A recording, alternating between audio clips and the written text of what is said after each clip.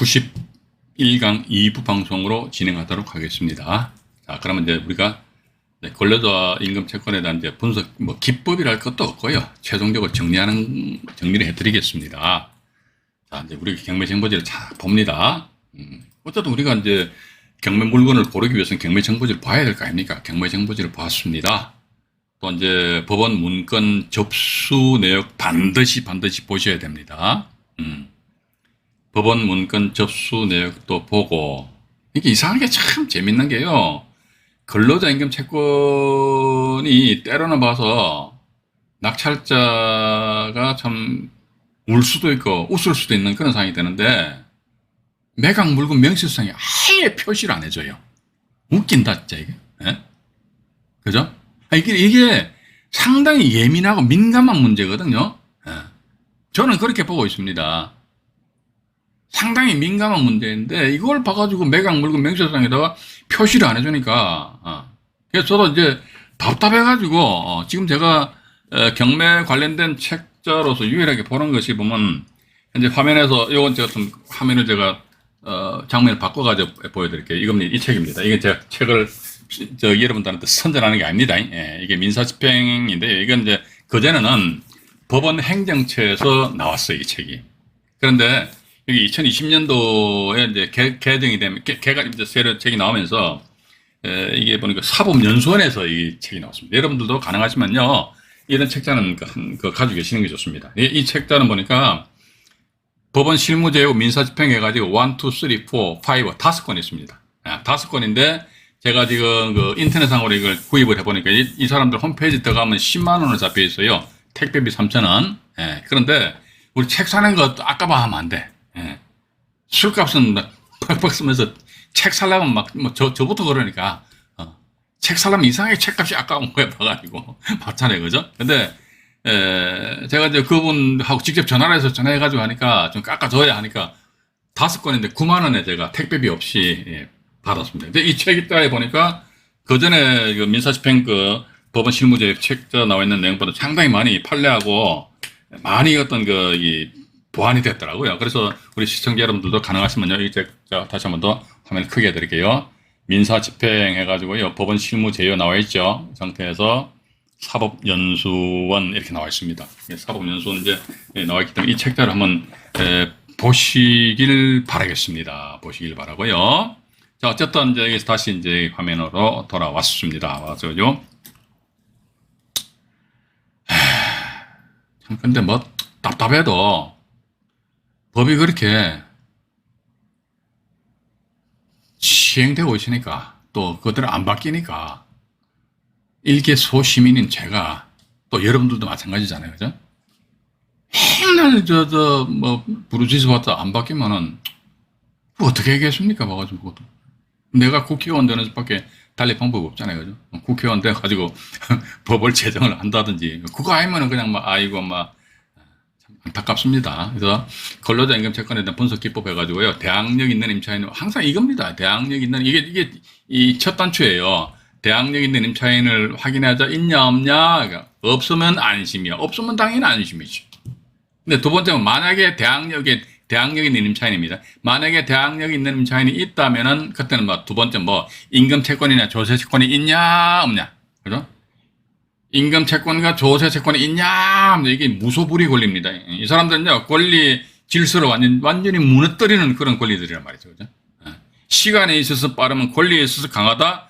라는 그런 내용을 임금 채권자하고 조세 채권자한테 이야기하면, 웃기는 소리하고 자빠져 앉아있네. 그거는 너희들끼리나 하는 얘기야. 나한테는 이야기하지 마! 이게 이제 임금 채권과 조세 채권입니다.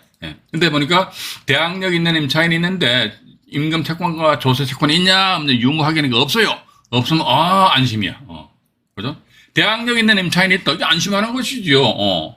그러니까 대항력 있는 임차인이 있죠. 없으면 안심인데, 없어도 안심이고, 있어도, 이렇게 대항력 있는 임차인이 있어도 안심이라니까요. 왜냐면요, 임금 채권과 조세 채권이 없다는 전제하에서, 그러면 우리는 뭡니까? 대항력 있는 임차인이 있네. 제 보증금액이 얼마야? 그런데 이 사람이 확정일자를 언제 받았어? 배당 요구했어? 했구나. 그 임차인에 대한 분석만 제대로 똑 하게 되면요, 저 사람 보니까 자기 보증금액 얼마인데 얼마 배당 받아가는구나. 이 정도는 우리 계산할 수 있는 거 아닙니까? 그죠? 이 계산 결과 보니까, 얘 보니까 보증금 다 받아가네? 아이고, 그럼 나중에 명도할 적에는 눈도 하나 깜짝할 필요가 없겠네? 이런 식으로 우리가 이제 접근할 수 있다는 거란 말이죠. 그죠? 어쨌든 봐가지고요. 대항력 있는 임차인이 있건 대항력이 있는 임차인이 없건 간에 일단 안심이다. 대항력 있는 임차인이 없으면은, 없어서 또 안심이야.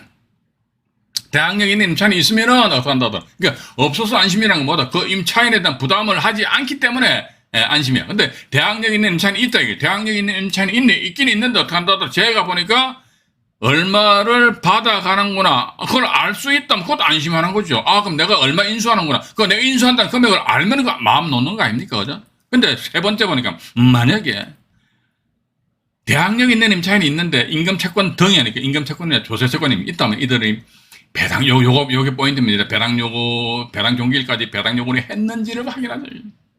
배당 종기일까지 배당 요구를 했는지 확인하죠. 이들이 누굽니까? 이들이 뭐 임차인입니다. 봐가지고 보니까 여기 보니까 배당 종기일까지 배당 요구를 했대요. 그러면 이때 조심하세요. 대항력 있는 임차인인데 이거 아마 제가 지난 90강에서도 말씀드렸잖아요. 대항력 있는 임차인인데 얘들이 배당 요구 종기일까지 권리신고 및 배당 요구 신청서를 제출했습니다. 제출했다는 것이 이 사람들은 배당 절차에 참여해서 배당 받아가겠다는 거 아닙니까? 그죠? 그런데 중간에 근로자 임금 채권했는데 얘네들이 우악 싹 다 가져가 버려요. 우악 다 가져가 버립니다. 그러면 예를 들자면 만약에 근로자 임금 채권이 없을 경우는 임차인의 보증금이 만약에 3억 원이다. 근로자 임금 채권이 없을 때 임차인이 3억 원 다 받아간다 치자 이거죠. 그럼 낙찰자는 부담하는 게 전혀 없잖아요. 근데 이런 게 근로자 임금 채권이 쭉 나타나고 말이지. 얘네들 임금 채권에 2억이야. 2억 싹 다 가져버리네. 우와 뭐가지고. 그럼 나머지 1억만 이게 임차인이 배당 받아간단 말이죠. 그죠? 그럼 만약에 이 임차인의 보증금액이 3억 원인데 그럼 낙찰자 2억을 추가적으로 인수액이 돼야 되기 때문에 조심하자는 거죠. 배당 요구를 했다는 거죠. 배당 요구를 하니까 배당 절차 참여하는 거 아닙니까? 그런데 문제는 뭐냐면 중간에 근로자 임금 채권이 짠 나타나가지고 얘가 싹 가져감으로 인해가지고, 그럼으로 인해가지고 배당 금액이, 즉, 대항력 있는 임차인한테 주어지는 배당 금액이 줄어들므로 인해서 낙찰자가 부담하는 금액이 늘어나기 때문에 조심하자는 겁니다. 그런데 밑에 5분 보니까 배당 요구 종기일 이후에 배당 신청 또는 배당 신청을 하지 않았다면 임차인 분석만 철저히 하자. 그죠? 그렇게 하시면서 거의 다 와갑니다. 자, 다음 페이지를 또 넘어갈게요. 대항력 있는 임차인 유무 확인하자. 나가십니다. 없어요. 짠, 뭐가 나오냐? 그러니까 안심이야. 그죠? 없으니까 안심하지. 근데 이번에 보니까, 대항력 있는 임차인 있냐? 있어요. 근데, 요땐 봐가지고, 일단 좀, 이 대항력 있는 임차인이 있다가 좀 신경 쓰자, 이거죠. 제가 얼마 확정일자 언제 받았으니까 얼마 배당 받아가겠구나. 다 이렇게 계산하는 거죠, 그죠? 그런 거 계산하기 어렵다고 하면 저한테 전화 주세요. 제가 계산해 드릴게요, 제가. 맨입으로, 공짜로. 그죠? 이 상태 보니까, 요건 이제 대항력 있는 임차인이 있다는 겁니다. 대항력 있는 임차인이 이제 있다는 겁니다. 있는데 보니까 임금 채권과 조세 채권을 확인하자, 이거죠. 대항력 있는 임차인이 있네? 그래. 대항력 있는 임차인이 있어? 임금 채권과 조세 채권이 확인해 보니까, 없어요. 없으면 어떡한다더라? 이번엔 또 뭐가 나올까요? 뿅, 아유, 안심이네. 맞잖아요, 그죠? 대항력 있는 임차인이 있다, 있는데, 없어도 안심, 제가 조금 전에 말씀드렸죠. 없어도 안심이라고 그랬잖아요. 없으면 임차인에 대한 부담하는 게 없으면 안심이야. 근데 이번에 보니까, 있는데 임금 채권과 조세 채권이 없으면 안심이야. 왜? 그러니까, 이 사람이 얼마 배당 받아가는지, 그러니까 이 사람한테, 임차인한테 완전히 독점적으로 다 배당되는 거 아닙니까? 순위에 의해 가지고. 이게 얘네들 때문에 해가지고 이게 권리관계 질서를 무너뜨려 버린다니까. 근데 얘네들 없어. 그럼 안심하는 거야 봐가지고. 안심하고 그 다음 또 이제 밑으로 또 내려가 볼게요. 근데 이번에 보니까 임금 채권과 조세 채권이 엄마야 있어버리네. 어이구야 있다. 이랬을 경우 어떡한다. 배당 요구 종기일까지 배당 신청을 했대요. 배당 요구 종기일까지 누가 임차인이 임차인이 배당 요구 종기일까지 배당 신청했다면 조심하자. 왜냐면 이것도 그렇습니다. 임금 채권이나 조세 채권 있잖아요. 이게 확정적인 금액 자체가 매각 물건 명세서에 딱 명기 표시되면요 조심할 필요 없어요. 우리 그것을 배당표상에 딱 배당표 작성하면 될 거 아닙니까? 그럼 끝나버린다고. 근데 이거 완전 깜깜이 투자를 해버리니까 모르니까 조심하자는 것이죠. 그죠? 조심하자는 겁니다. 또 이제 이번에 보니까 두 번째 보니까 배당 요구 종기일 이후에 배당 신청 또는 배당 신청하지 않았다 안심입니다. 그죠? 배당 신청 아예 안 해버렸어.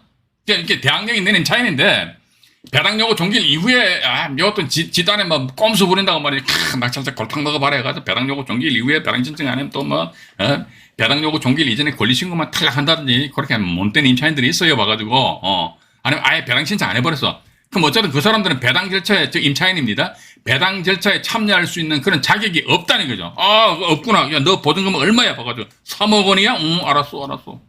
그럼 내가 3억 원 인수한다는 요것만 전제하에서 입찰 금액을 정하면 된다는 거죠. 이때는요, 대항력 있는 임차인이 아예 이번과 같은 그런 상황이 돼버린다 하게 되면요, 임금채권이든 조세채권이든 간에 불문하고 이게 뭐 수천억이라 할줄 낙찰자에 나하고 전혀 관계없어요. 예를 들어가지고요, 그럴 일은 없겠지만은, 임금채권이 1,000억이야, 1,000억. 1,000억 원인데 보니까 이 사람이 대항력 있는 임차인이 배당 요구를 안 했어요. 그럼 그 사람은 낙찰자를 도와주는 거라니까요. 낙찰자를. 그러니까 이 대항력 있는 임차인의 보증금액이 얼마다 3억 원입니다. 3억 원. 3억 원인데 뭐가 배당 요구를 안 해버렸네. 배당 요구 안 했으면 낙찰자는 이게 3억 원을 전액을 다 인수한다는 그런 전제하에서 예를 들어가지고 이 물건에 대해서 정상적인 정상 가격으로 해가지고 입찰한다. 그러니까 하자가 없을 때에는 예를 들어 한 5억 정도 써야 된다. 근데 3억 원 인수하니까 얼마 써야 됩니까? 2억 써야 될 거 아닙니까? 그죠? 맞잖아요. 2억 써야지만 3억 인수하니까 5억이 돼버리잖아요. 그럼 내가 2억 써서 법원에다가 2억을 납부합니다. 그럼 납부하면 거기에 돼가지고 이 배당금을 이제 그 당의 경매 사건에 있어서 이제 이해관계인들한테 야, 근로자 임금채권자 너네 1,000억 원이야? 우와, 너무 많다. 그런데 2억만 가져가 버리라.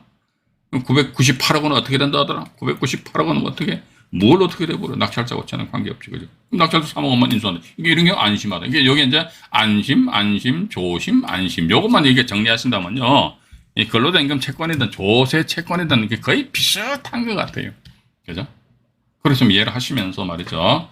이제 제가 현재 그 진행 중인 경매 사건인데요. 이걸 몇 가지 우리 시청자 여러분들에게 소개 말씀을 해드리도록 하겠습니다. 청주 사건인데요. 2022 타경에 이건 뭐 임금 채권을 이 건은 좀 신경을 좀 써야 될 것 같아요. 2022 타경에 4345 해가지고요.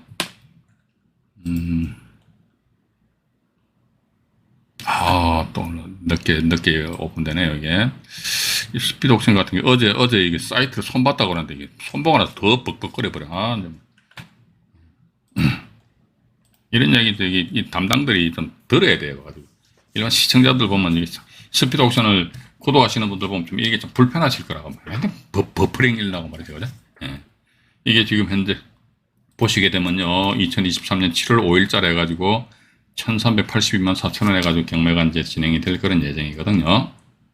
예, 근데 저는 잘 모르겠습니다. 저는 이런 물건은 이제 입찰을, 지금까지 한 번 해본 적이 없어요. 1차 가격이 2,700만 원이다. 근데 금번에 보니까 1,300만 원이다. 물론 이제 이게 자금력이 좀 딸리면 뭐 이런 물건도 이제 한번, 입찰을 해볼 필요성도 있겠죠. 근데, 이런 거 건드려가지고 또 얼마나 많은 어떤 수익이 발생될까? 그건 제가 장담은 못할 것 같아요. 제가 솔직히 말씀드려가지고. 차라리 빚을 내는 한이 있더라도, 좀 덩치 큰 걸 건드리는 게 좋지 않겠느냐 하는 제 개인적인 생각을 가진다는 것이에요. 근데 여기 보시게 되면은요, 여기도 보면 저기 밑에 뭐 이게 안 나와 있습니까? 이게 나와 있는데 이것도 보면요, 2022년 12월 19일자 임금채권자 교부 청구서 제출했대요. 이것만 덜렁 나와 있는 거야. 이것도 임금채권 금액을 확인하시기 바랍니다. 이런 허튼 소리나 찌꺼리놓고 앉아있으니까 2022년 12월 19일이잖아요. 그죠? 2022년 12월 19일 날, 근데 2022년 12월 28일이 배당 요구 종결이니까 12월 19일 날, 근로자가 채권 계산서 제출했단 말이에요. 그러면 이 사람은 배당 참여할 수 있다는 거예요. 왜냐면 이게 등기부등본 보시게 되면 근로복지공단이나 뭐 이런 게 압류, 가압류 그런 게 없지 않습니까? 없기 때문에, 따라서 이 건 같은 경우는 이제, 역시 마찬가지 임차인의 최우선 면제 금액 따져봐야 되고, 그 다음에 근로자 임금, 이걸 따져봐야 되는데, 이게 금액을, 아까도 말씀드렸는데, 이게 뭐, 금액을 알 수가 없다. 어떻게 합니까? 매각 물건 명세서 한번 보자, 이거죠. 저는 지금까지 제가 매각 물건 명세서를 통해가지고요, 근로자임금 채권액이 얼마다 표시된 걸 제가 본 적이 없어요. 조세 채권은 간혹 가다 보입니다. 조세 채권 간혹 가다 보이는데, 이거 보세요. 이게 없잖아요. 봐가지고. 뭐 단지 대항력 있는 임차인은 보전금액이 전액 변제되지 아니하면 잔액을 매수인, 이런 극히 이제 일반적인 내용을, 이게 뭐하러 적어 놓는지 모르겠어, 봐가지고. 임차권 등기가 있는데 봐가지고요. 잔액을 매수인이 인수한다는, 나머지 해당 사항 없고 비원한도 없어요. 제가 볼 때는 가장 중요한 내용이 뭐다? 임금 채권자 누군데, 이 사람의 그 채권 신고 금액은 얼마다? 이거는 써줄 수 있는 거 아닙니까? 제가 너무 막 집착하는 겁니까? 제가 집착하는 거예요, 제가. 이건 제가 집착하는 건 아닌 것 같아요. 또 이제 자꾸 이런 거 반복해서 말씀드리는 것이, 우리 시청자 여러분들은 이제 선동하는 건 절대로 아닙니다. 있는 거 있는 그대로 다 말씀드린단 말이죠. 그죠? 그래서, 저 혼자서 안타까워가지고 한마디로 방방 뜨는 것 같아요. 그래서 일단 이 건도 보면 어쨌든 금액은 큰 금액은 아니지만은 깜깜이 투자가 될 수도 있지 않겠느냐 하는 그런 생각을 가지게 되고요. 요번에 이 사건 같은 경우는 광주 지방법원 사건인데요. 66,751호 해가지고 물건 번호가, 이 물건 번호 3번, 4번이 다 나왔는데, 이게 물건 번호 3번을 볼게요. 3번 보니까 광주 북구 양산동에 소재하는 아파트입니다. 아파트인데 근본에 보니까 2차 매각일이 7월 6일 날 잡혀 있죠. 광주 지방법원 같은 경우 보니까 1회 유찰했다는 저감률이 30%인 듯 합니다. 그래서 1차 감정가 대비해서 2억 800만 원이 온당한 현재 시세를 반영하고 있다면은 근본 기일날 해가지고 2차 기일이죠. 한번 입찰에 도전을 해볼 필요성도 있지 않겠느냐. 근데 청수가 2층이네요. 그죠? 보니까, 건물은 보니까 빌라트, 고급, 빌라트 같은 그런 생각이 듭니다. 1층이 피로티 형식으로 되어 있고, 그죠? 피로티 형식으로 되어 있고. 다음 로드뷰를 한번 볼까요? 로드뷰를 봐가 들어온 김에 이 동네 분위기를 한번 좀 보자겠죠? 이 건물입니다. 이 건물에 보니까, 어쨌든 용도는 아파트로 되어 있으니까. 근데 밑으로 좀 내려가 볼게요. 내려가 보니까, 얘기도 짜증나게 또 임금채권 신고가 되어 있다고 그러네요. 이게 또 뭐야, 와가지고. 임금채권 신고가 되어 있다더라. 이렇게 나와 있습니다. 임금채권 해가지고. 임금채권 신고되어 있는데, 이게 보면, 건자가 들어있는 게, 건자가 없잖아요, 일단. 없다 이거죠. 없는데, 이건 또 이게 어떻게 해야 되나 해가지고, 그죠? 근데 이 건 같은 경우 보니까, 이건 참 그렇네요. 임차인 이분의 이 보증금이 1,000만 원에 55만 원이죠, 월세가. 이게 월세 빼버리고 1,000만 원이니까, 이건 맥시멈.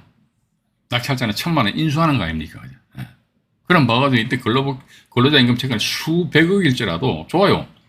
근로자 임금 채권이 수백억이 됐어. 그래가지고 이 임차인 이분이 자기 보증금 1,000만 원인데 1,000만 원에서 한 푼도 배당을 못 받는다 치자. 그럼 낙찰자는요, 맥시멈 1,000만 원 준다. 이런 관점에서 인수하는 금액이 인수하는 금액이 예를 들어가지고 임차인 보증금이 1,000이 아니고 1억이다, 2억이다 그러면 좀 생각해야 될 거 아닙니까? 근데 달랑 1,000만 원이에요. 1,000만 원 같으면은 좋다 이거지. 근로자들 다 가져가. 그럼 내가 1,000만 원 줄게. 최악의 경우 말이죠. 그럼 1,000만 원 주더라도 어떻게 이 물건 근본에 30% 저감했다는 거 뭡니까? 1억 4,560만 원 나와 있잖아요. 그죠? 전용 면적도 보니까 25.47평으로 되어 있네요. 그래서 이런 경우는 시세 조사를 나름대로 정확하게 하신 그 이후에 입찰 참여를 해보시는 것이 어떻게 하는가. 물건 번호 이것도 4번도 보니까 4번은 보니까 보증금액이 3,000만 원입니다. 3번은 202호고 4번은 302호거든요. 면적은 똑같아요.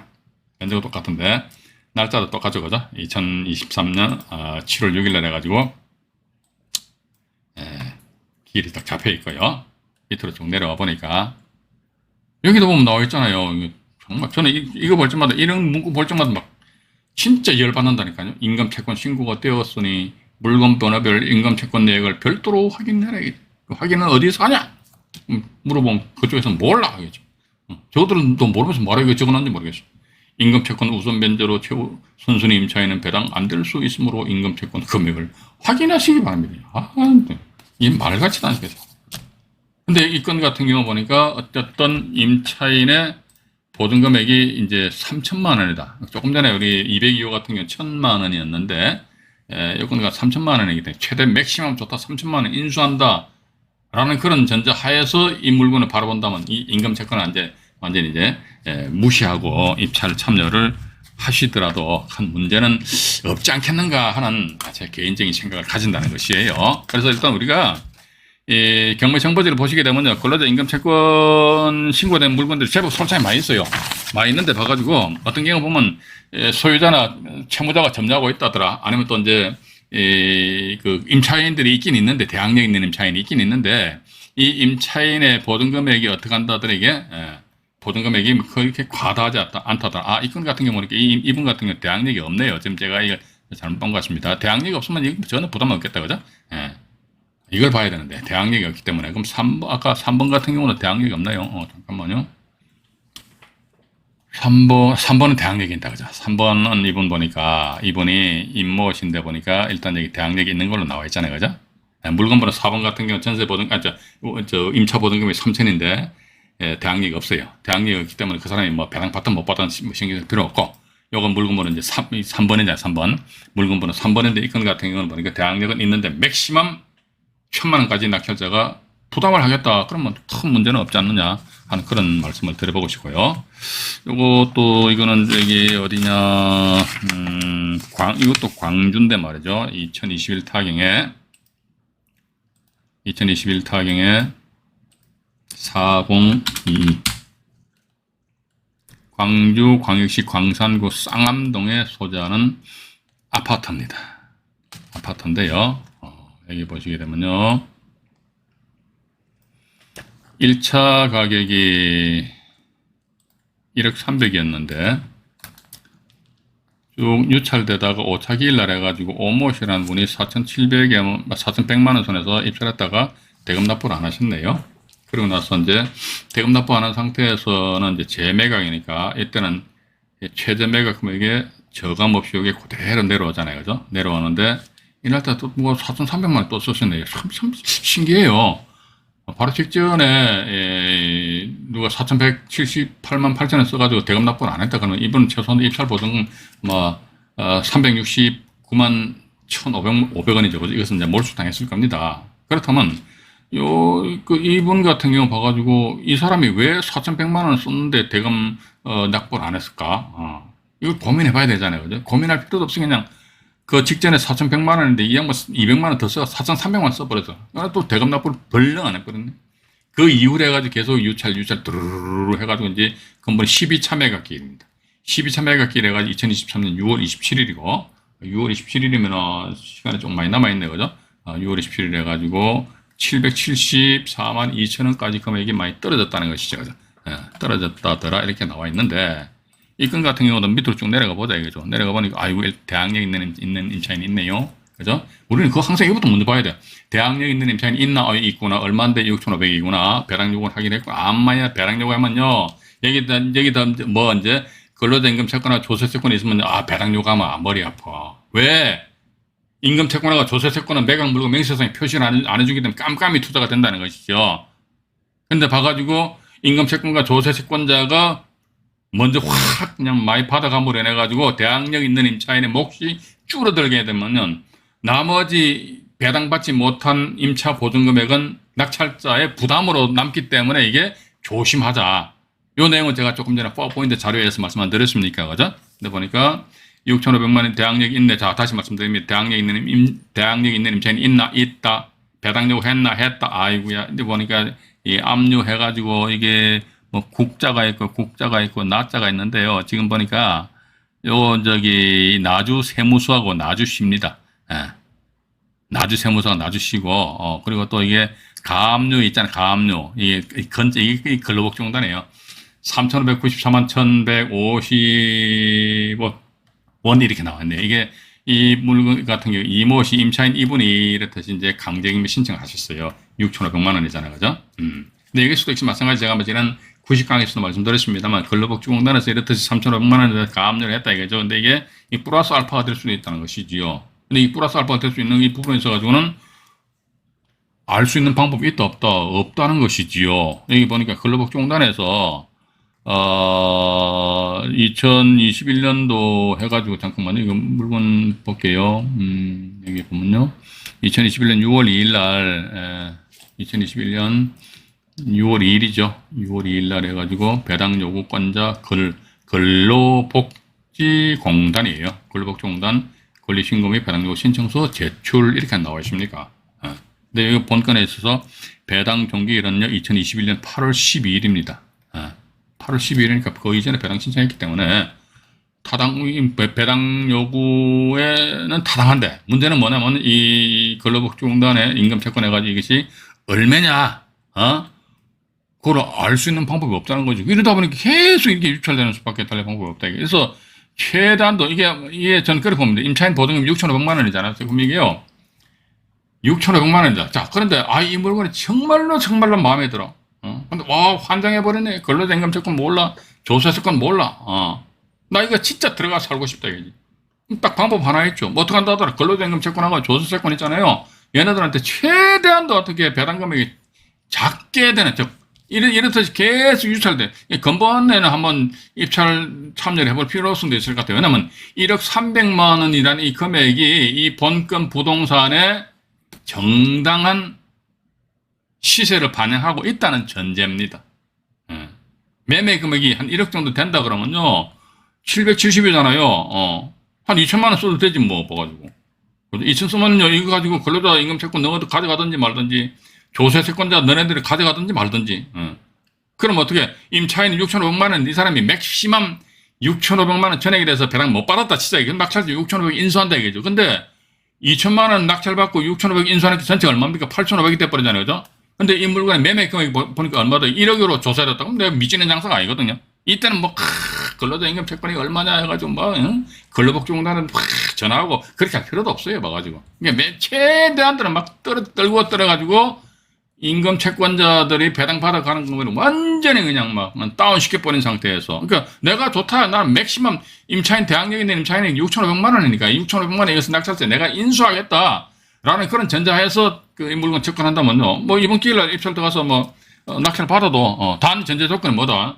이 물건의 1차 감정이 1억 300만 원인데 1억 300만 원 이것이 현재 시세를 적정하게 반영을 하고 있는지 그 여부에 대한 조사는 똑소리나게 하셔야 된다는 겁니다. 근데 이 물건을 보시니까 가격 시점이 2021년도 5월 27일이거든. 이 당시만 하더라도 부동산 시장 분위기가 상당히 좋았잖아요. 2021년도 5월달. 그러니까 지금부터 2년 전에 1억 300이었잖아요. 그죠?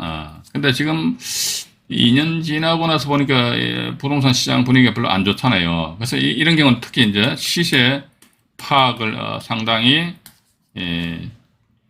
조심하셔가지고 하셔야 되지 않을까 하는 그런 생각을 가지게 된다는 것입니다. 일단 요 정도 말씀드리고요. 오늘은 여기까지 말씀드리도록 하겠습니다. 오늘 방송 진행하기 전에 저기 방송 사고가 나서 대단히 죄송하고요. 주말 편안하게 쉬시고 그다음에 벌써 6월 달도 이제 다음 주 월요일날 6월 12일이네. 6월 또 이제 중순으로 접어드네요. 6월 12일 날 이제 조세세권 아니십니까? 조세세권에 대해서 대항력 있는 임차인과 조세세권에 대해서 간단하게 말씀드리도록 하겠습니다. 방송 시청하시느라고요. 대단히 수고하셨습니다. 편안한 밤 되시기 바라겠습니다. 이상 안종현이 말씀드렸습니다. 네. 고맙습니다.